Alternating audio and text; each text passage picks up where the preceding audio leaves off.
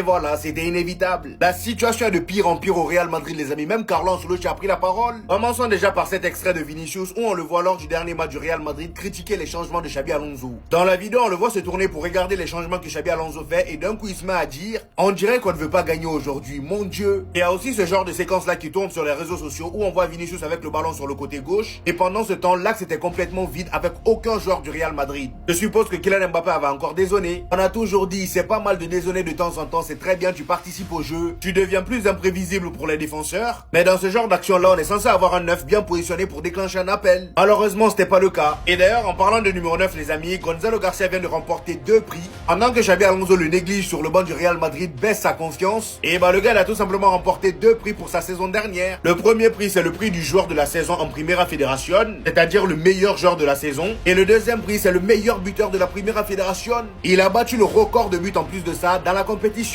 Et c'est lui là en garde sur le banc. Jusqu'à aujourd'hui, j'ai des flashs de son style de jeu en Coupe du Monde des clubs. J'aimais beaucoup trop. Jusqu'à même on l'a mis en concurrence avec Kylian Mbappé, ça partait trop vite. Malheureusement, Xabi Alonso a tout gâché. Et c'est à peu près le même problème pour Endrick. Comme je vous le disais, Carlo Ancelotti lui-même a pris la parole par rapport à Endrick. Et voici ses propos. Il dit Endrick doit discuter avec le Real Madrid pour savoir ce qui est le mieux pour lui. Il est très jeune. Ce ne sera pas sa dernière Coupe du Monde. Il peut participer à la Coupe du Monde 2026 car il a le talent. Et il pourrait être aussi présent à la Coupe du Monde 2030, 2034 et peut-être même 2038. Donc là, ce que je comprends, c'est que Carlo Ancelotti pourrait même le convoquer juste pour son talent, même s'il joue pas au Real Madrid. Même si oui, c'est très peu probable.